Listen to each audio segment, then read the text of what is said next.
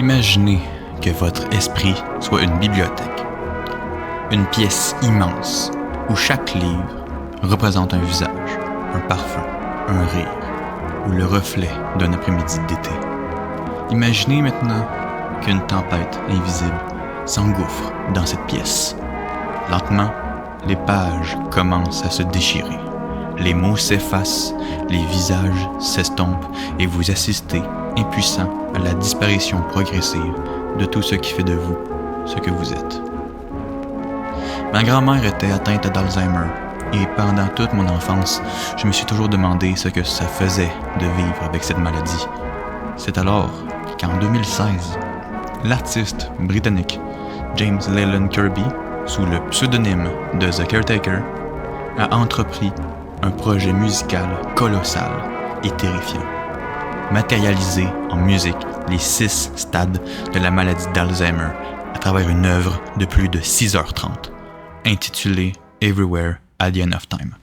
Ce projet n'est pas une simple expérience sonore, c'est une descente aux enfers psychologiques, une tragédie en 6 actes qui nous fait passer de la nostalgie réconfortante des premiers oublis au chaos absolu du silence.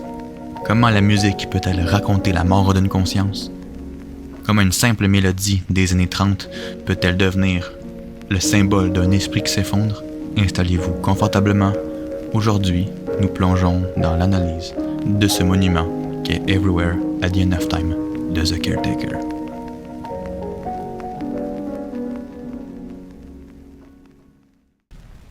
Sorti en septembre 2016, le premier stade représente un esprit encore largement intact. Les souvenirs existent toujours et semblent chaleureux. Les morceaux sont composés d'anciens enregistrements des années 20 à 40, notamment Heartache d'Al Bowley, qui sert de sample à It's Just a Burning Memory.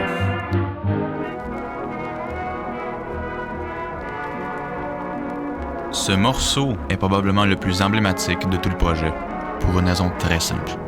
Son thème réapparaît à plusieurs reprises au fil de l'album. Nous reviendrons sur ces apparitions plus tard. Plusieurs morceaux ont un élan de nostalgie et de bonheur, notamment Childishly Fresh Eyes, qui est l'un des moments les plus optimistes de l'œuvre. Les titres en eux-mêmes sont remplis d'une douceur et d'une beauté inimaginables, comme par exemple un équinoxe automnal,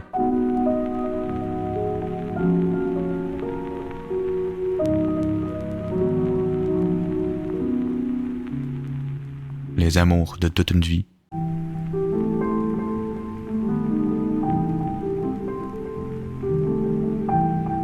et le plus important, mon cœur s'arrêtera avec joie.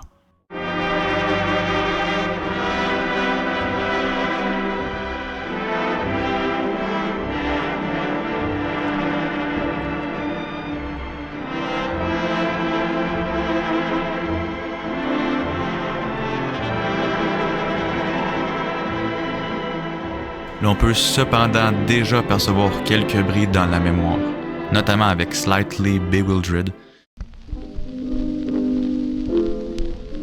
qui semble être un rappel lugubre de ce qui arrive au personnage. La mémoire s'efface tranquillement, et le plus terrifiant, c'est que tu ne peux absolument rien y faire. Le stade 1 est donc celui de la nostalgie. Ce n'est pas encore la confusion ou la peur, c'est le moment où les souvenirs demeurent accessibles, mais où leur contour commence à s'effacer.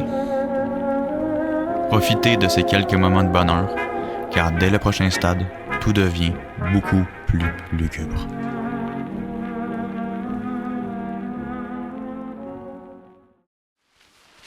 Dès les premières notes de A Losing Battle is Raging, une rupture s'installe. Là où le premier stade baignait dans une nostalgie douce et presque réconfortante, le second introduit une sensation d'inquiétude. Quelque chose ne va plus, les souvenirs sont encore présents, mais ils semblent plus lointains. Le grain plus lourd. La musique n'en reste pas moins belle, elle est simplement plus distante. C'est également dans le stade 2 que l'on réentend pour la première fois le thème de It's Just a Burning Memory au sein de What Does It Matter? How My Heart Break.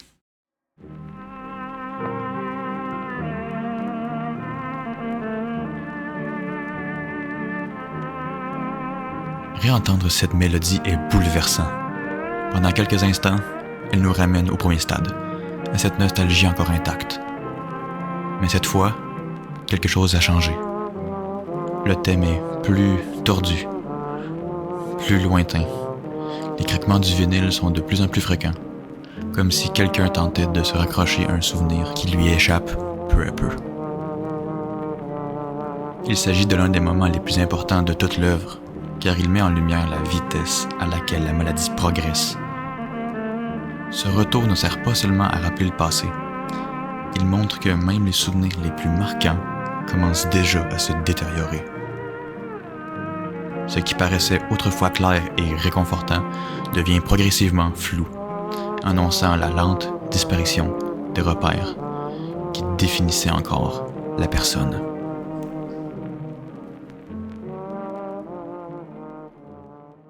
Là où les titres du stade précédent étaient remplis de nostalgie, le stade 2 est beaucoup plus mélancolique et proche du désespoir. Le stade 2 reste globalement nostalgique et joyeux, notamment Quiet Dusk Coming Early,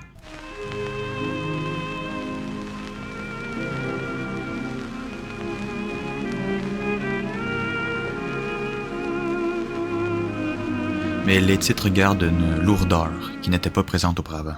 C'est beaucoup plus pessimiste que le stade 1 et pour cause, le stade 2 est le moment où l'on réalise que nous sommes malades. Certains morceaux comme Glimpse of Hopes in Trying Times, lueur d'espoir dans des moments difficiles, viennent renforcer cette impression de lourdeur et de désolation du stade 2.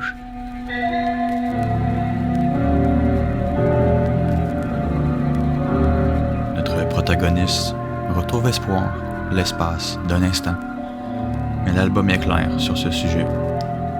Cette lueur d'espoir n'est qu'éphémère, car la maladie ne fait que progresser. Vient alors la phase de déni profond, magnifiquement illustrée par I still feel as though I am me. Je me sens toujours comme si j'étais moi-même.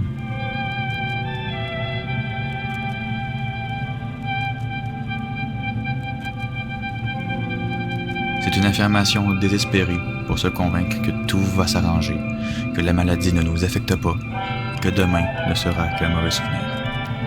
Le problème, c'est que le cauchemar est bien réel.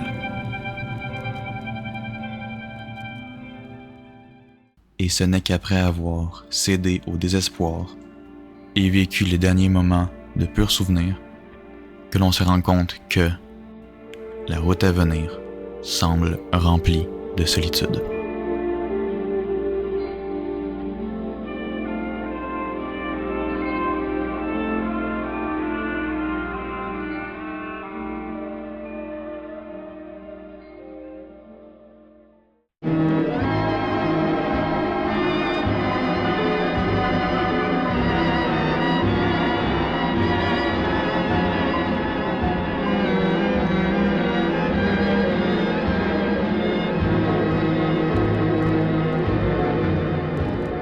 Le stade 3 marque les derniers instants de lucidité. Il explore la manière dont le protagoniste tente de préserver ses souvenirs, malgré la maladie et l'immense effort que cela lui demande.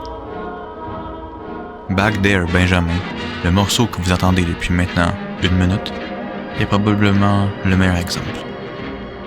La mélodie est toujours là, elle est reconnaissable, mais je ne pourrais pas non plus dire qu'elle est intacte.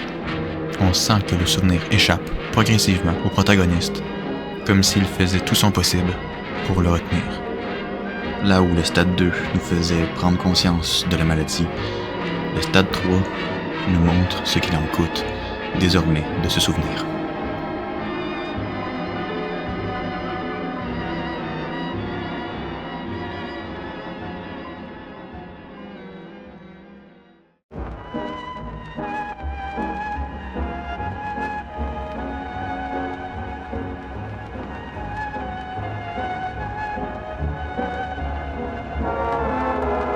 Si cette mélodie vous semble familière, ce n'est pas un hasard.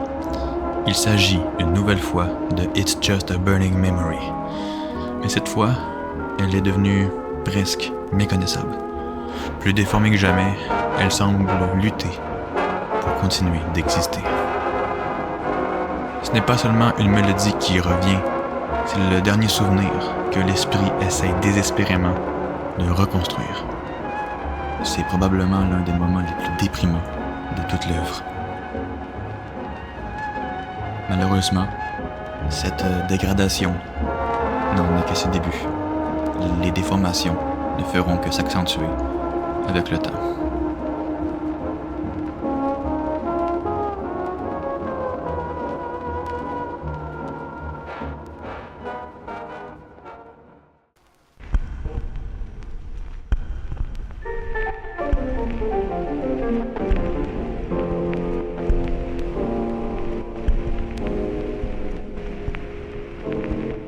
Les morceaux commencent progressivement à se répéter de plus en plus, comme si l'on essayait de se rappeler un souvenir sans jamais réussir à l'atteindre.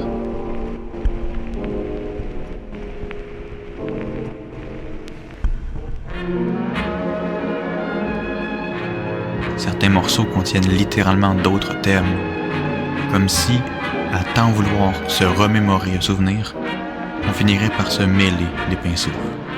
L'on peut notamment entendre à plusieurs reprises Back There Benjamin tout au long du stade 3.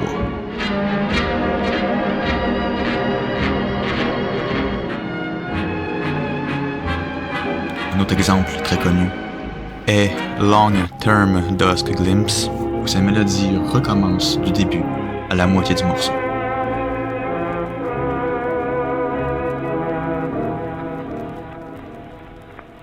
Comme une personne atteinte d'Alzheimer, recommençant une histoire du début.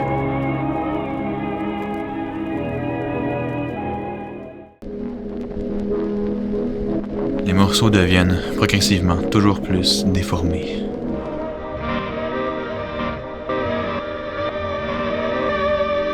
Les souvenirs deviennent méconnaissables et les craquements du vinyle sont de plus en plus forts.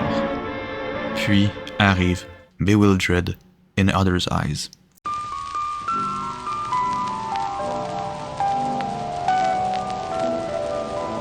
Cette mélodie est comme un coup de poignard.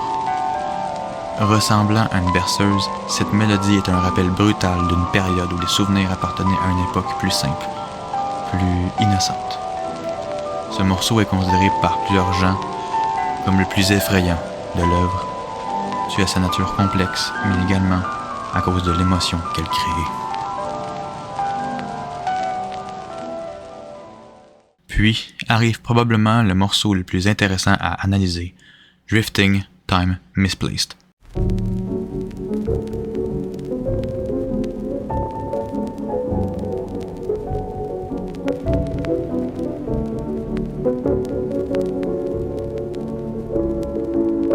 Cette mélodie semble si lointaine, mais pas forcément négative. Le thème est une boucle qui disparaît tranquillement, plus l'on avance. Personnellement, je trouve que cela représente un souvenir qui n'a plus assez de substance pour être discernable. Les 20 dernières secondes composées uniquement de craquements de vinyle viendraient symboliser la mort définitive du souvenir. Nous venons d'assister à la fin d'un souvenir ravagé par l'Alzheimer.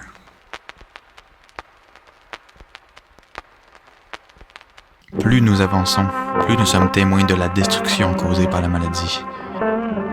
Les thèmes du stade 1 et 2 sont rendus méconnaissables.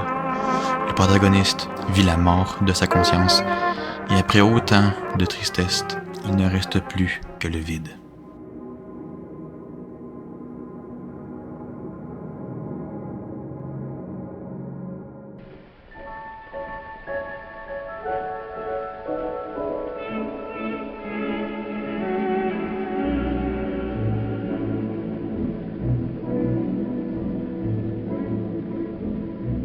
Le dernier regain d'espoir. Il s'agit du dernier morceau clairement discernable et rempli de bonheur de l'œuvre. C'est pourtant d'une mélancolie absolue. Le protagoniste s'accroche temporairement à un instant de répit. Vivant pleinement le moment présent, tout en oubliant que demain sera bien pire.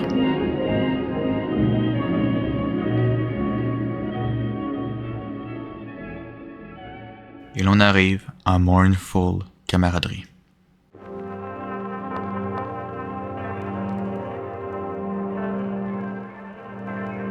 C'est la fin d'une ère, la fin de la lucidité, la fin de la conscience.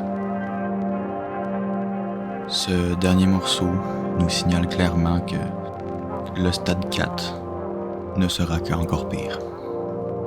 Les dégradations ne feront qu'augmenter et la psyché de notre protagoniste est à genoux. Sa conscience n'est plus.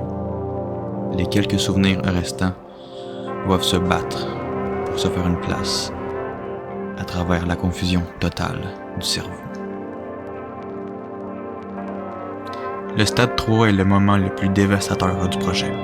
Il est la transition entre la conscience et la post-conscience du stade 4. Il est pour beaucoup le stade le plus représentatif de ce qu'est la maladie d'Alzheimer.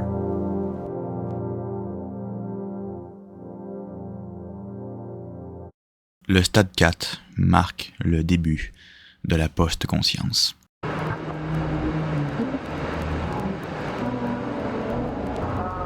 Les souvenirs deviennent de plus en plus difficiles à reconnaître.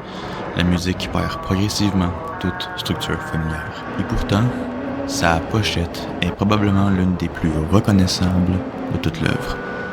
Elle rappelle notamment La jeune fille à la perle de Johann Vermeer. Le visage est encore parfaitement identifiable. Il est presque familier.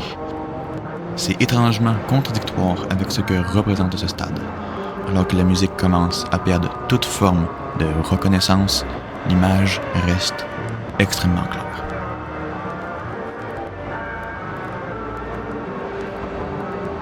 Cependant, la psyché est au plus bas.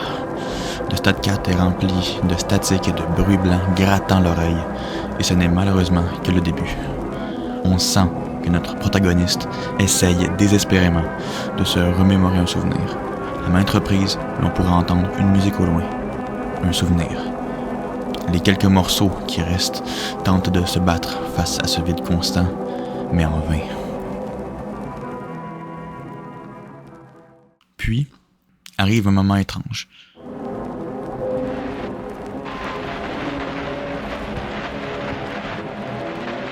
Le bruit global se calme, mais l'on sent que l'on essaye de recréer un souvenir. On peut notamment entendre des notes de musique ici et là, mais rien qui puisse former quelque chose de discernable. Et après cette accalmie, on retourne directement en enfer. La conscience semble presque entièrement submergée. Les souvenirs sont devenus si fragmentaires qu'ils ne peuvent plus vraiment être reconstruits. On pourrait presque entendre des voix, des fragments de quelque chose, mais la maladie en a décidé autrement. Puis, un souvenir semble prendre forme.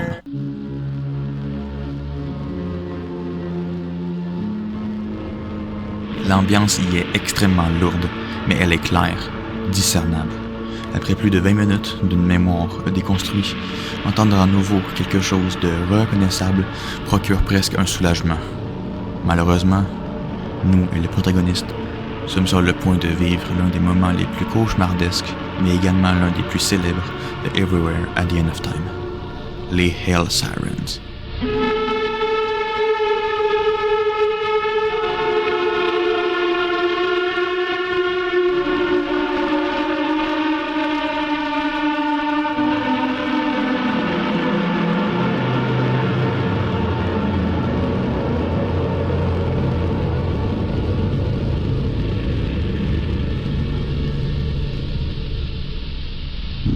Pour moi, comme pour plusieurs personnes ayant écouté l'album, ce moment est l'un des plus traumatisants de l'œuvre entière.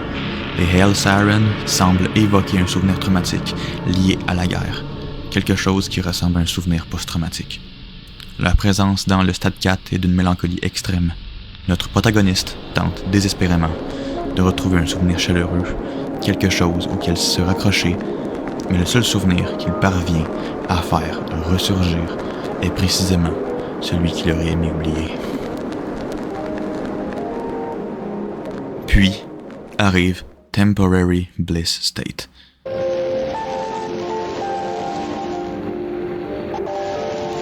Ce morceau est le plus calme du stade 4. Après avoir traversé toute cette confusion, ce moment est réellement paisible. Les souvenirs restent absents, mais la psyché semble beaucoup moins fragmentée.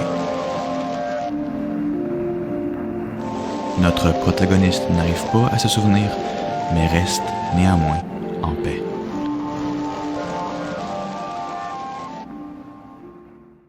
La fin du stade 4 est étrangement calme.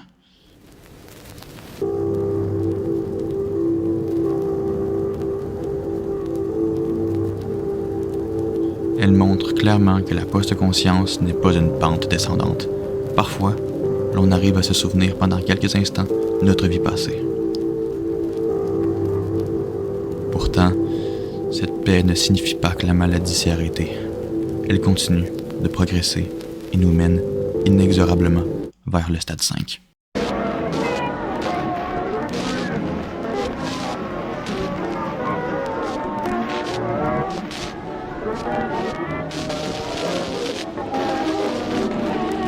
Le stade 5 est probablement l'album de musique ambiante le plus dur que je connaisse. Il s'agit d'un enfer sonore sans précédent. Ce stade est un rappel de l'état désastreux dans lequel se trouve notre protagoniste. Les souvenirs ne sont plus que des carcasses et leur contenu est dévoré par la maladie. Et pourtant, à certains moments, quelque chose refait brièvement surface. Un souvenir.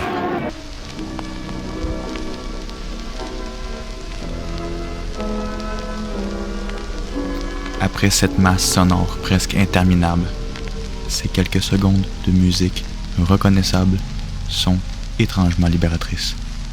Pour nous, auditeurs, elles représentent presque un soulagement, mais elles ne durent jamais bien longtemps. Alors profitez de ces quelques instants, car en un moment, nous sommes de nouveau plongés dans l'oubli. Si vous tendez bien l'oreille, vous pourrez entendre à nouveau les Hell Sirens.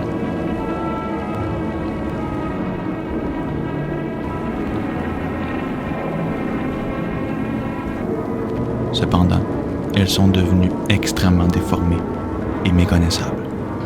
Même les souvenirs les plus traumatisants commencent à s'effacer.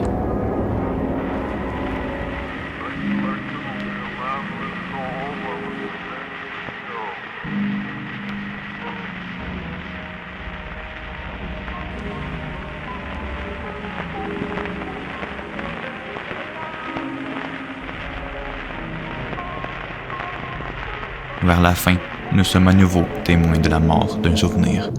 Mais cette fois, le souvenir est tellement déformé qu'on ne sait même plus ce que l'on oublie. Ce stade est la destruction totale de l'intellect. Notre mémoire n'existe plus. Il ne reste plus que le vide.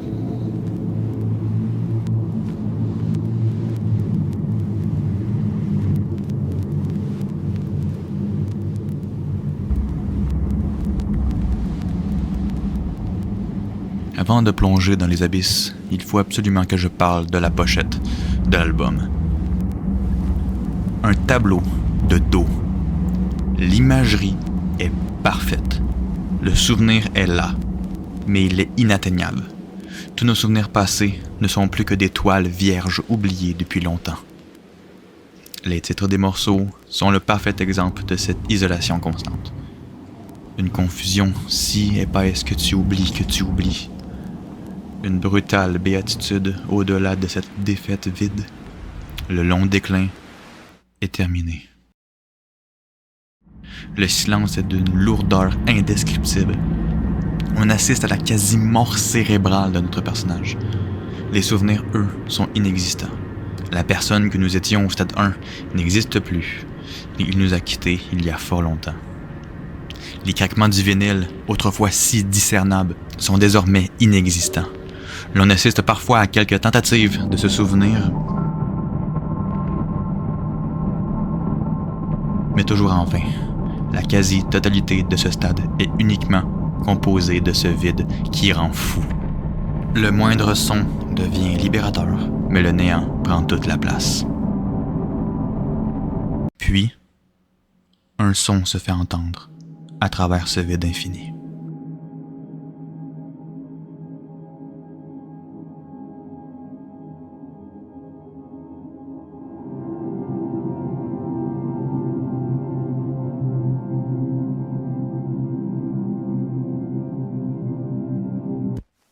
Les dernières 5 minutes du stade 6 sont parmi les meilleurs moments que j'ai jamais vécus.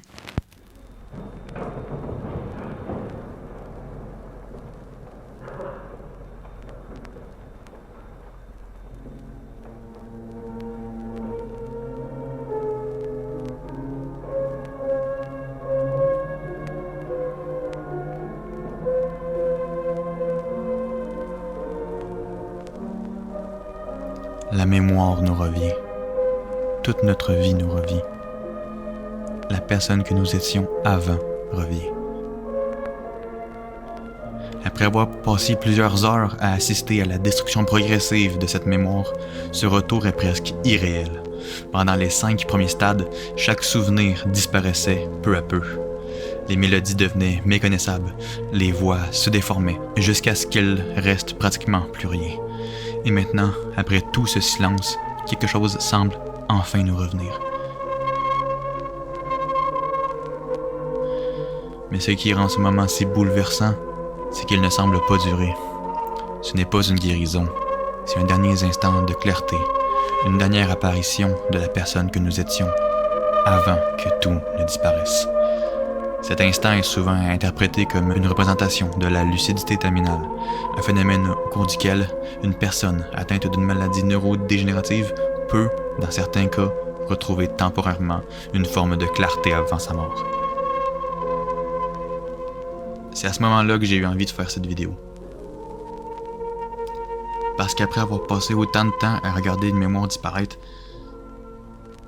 cette dernière apparition m'a fait réaliser à quel point nous tenons pour acquis quelque chose d'aussi précieux que nos souvenirs.